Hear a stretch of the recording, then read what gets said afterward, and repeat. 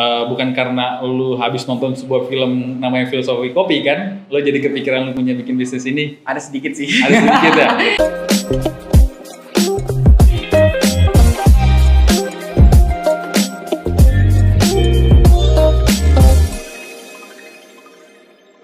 Halo, ketemu lagi di channelnya Seto Ekar Consultant. Untuk video kali ini kita sedikit berbeda, di mana sebelumnya kita kebanyakan video terkait dengan tutorial ya. Oke, kali ini gue nggak sendirian, gue di sini bersama dengan temen gue, teman lama gue ya, bahkan yang dimana penjalannya itu lumayan panjang sehingga dia sekarang menjadi pelaku bisnis atau pelaku usaha.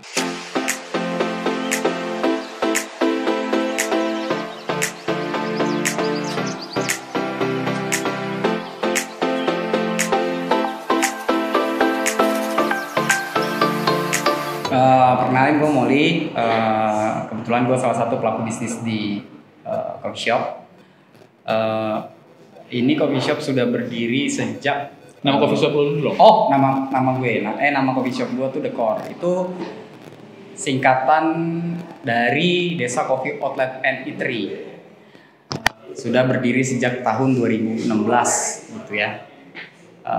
Main produknya itu ya kopi, tapi ada samping-sampingannya seperti green tea, red velvet, dan beberapa eatery lah, kurang lebih seperti itu bro. Kenapa lu bisa kepikiran lu punya bisnis kopi? Ya. Gitu, padahal di luar sana banyak banget bisnis yang bisa dijadikan acuan juga gitu kan, ataupun jadiin usaha lah gitu.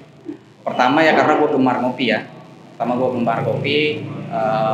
Gemar meminum kopi. Oke. Kedua, kopi itu menurut gue bukan hanya sekedar minuman, tapi sudah juga menjadi maknanya sudah berkembang menjadi tempat kegiatan nongkrong gitu. Okay. Kita sering dengar kan kayak ngopi yuk, walaupun minumannya mungkin bukan kopi gitu. Ya gue pikir itu sudah menjadi suatu kegiatan. Jadi gue pikir kalau kita main di perkopian ini akan panjang umurnya, kurang lebih seperti itu sih. Oke. Bukan karena lu habis nonton sebuah film namanya Filosofi Kopi kan, lu jadi kepikiran lu punya bikin bisnis ini? Ada sedikit sih. Ada sedikit ya? Sedikit lah. Ya. Karena kan orang dulu pemahamannya tuh ngopi yuk, wah gila ngopi itu pasti minimal Starbucks lah gitu kan. Orang taunya kan wah, dan orang yang diajakin ke sono yang level-levelnya seperti apa gitu kan. Kalau ini enggak kan, yang berbeda lah ya harusnya. Ya sama-sama kita lihat juga lah, di luar sana juga kan udah mulai banyak juga yang ngerambah bisnis kopi gitu kan. Ya betul. Oke. Betul. Nah di sini kan lu juga sama-sama lihat gitu kan, gue juga sama-sama lihat gitu kan, baik di Jakarta pun di daerah sini bisnis kopi itu kan udah mulai banyak nih gitu kan. Nah kira-kira apa sih yang unggulannya di tempat lu ini, ya mungkin dari produknya ataupun ada tempat yang lain sehingga lu tuh masih bisa ada sampai sekarang? Ya, dengan menjamurnya dunia perkopian ya, maksudnya pelaku bisnis di kopi sebenarnya sih rasa sih so-so ya. Okay. Kalau rasa produk tuh kurang lebih sama lah, beda-beda tipis lah gitu.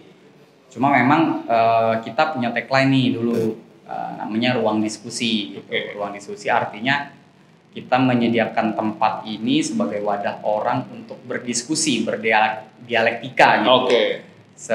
Sesuka dia tanpa batas. Karena kita tahu bahwa kalau misalkan di kantor atau di sekolah atau di rumah itu kan pasti ada batas-batasan ketika kita bisa berdiskusi kan. Harapan kami lebih ke ada tempat nih buat diskusi enak nih, kira-kira seperti itu, menyediakan itu sih kita.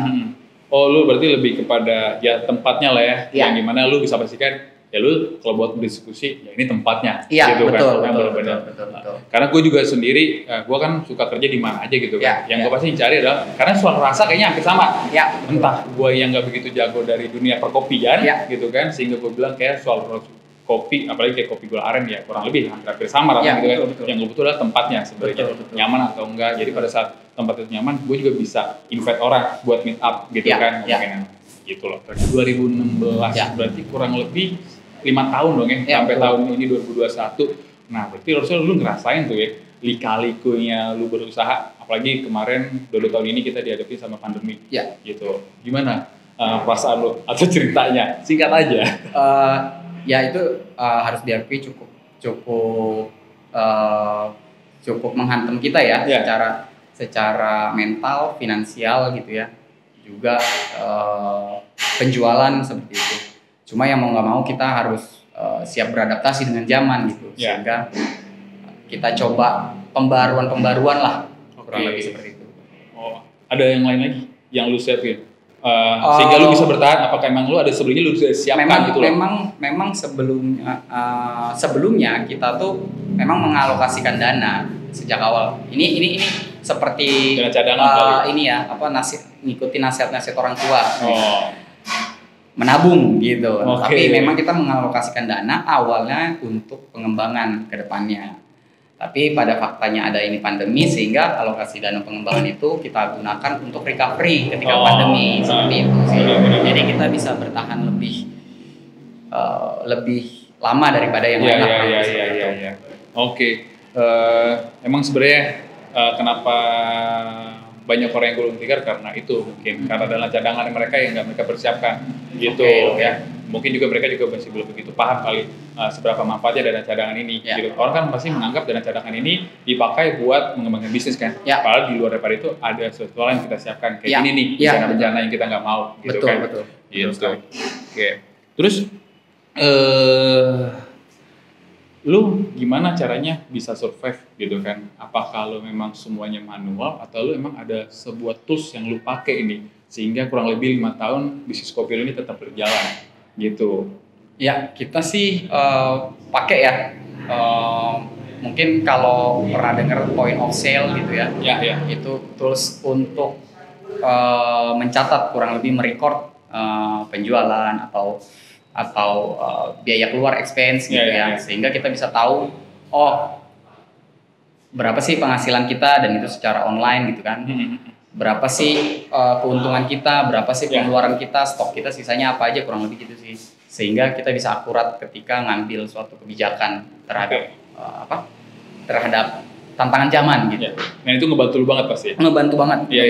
Karena dari tools itu lu bisa tahu kan sebenarnya kayak produk mana sih yang jadi unggulan lu gitu kan.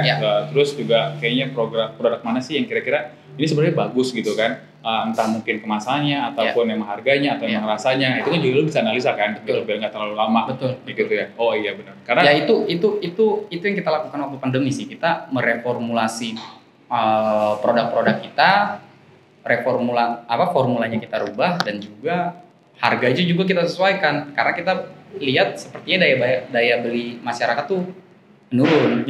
Sehingga kita coba sesuaikan nih bagaimana formulasi itu tetap bisa diterima sama konsumen dengan harga yang kompetitif. Kurang lebih seperti itu sih. Nah itu kalau tanpa tools sih kita nggak bisa sih. Betul. Gambling jatuhnya. Gitu. Karena mindsetnya orang tuh atau pelaku saya, gue pakai tools itu menganggap itu sebagai tambahan cost-nya dia, gitu loh. Itu menganggap jadi biaya gitu. Padahal dengan lu keluarin uang sekian gitu kan, tapi lu bisa tahu sebenarnya bisnis lu tuh sehat atau enggak gitu kan. Mungkin jadi itu acuan yang dimana lu bisa ngembangin lagi atau lu expand lagi bisnis lu gitu kan ke sana kan. Gitu mungkin makanya banyak orang yang kenapa dia cuma punya satu tempat, ataupun satu tempat juga nggak bertahan lama akhirnya tutup. Karena mereka itu nggak bisa lihat, mereka selalu mengandalkan intuisi gitu kan. Betul. Dan intuisi itu menurut gua ya agak rentan ya, syarat inefisiensi gitu kan, syarat ineffectivity gitu. Jadi tools itu gue pakai, menurut gue masih lebih worth it pakai tools itu, tapi lu jadi lebih efisien dan lebih efektif gitu kebijakan-kebijakan yang dikeluarkan, kurang lebih gitu sih. Benar.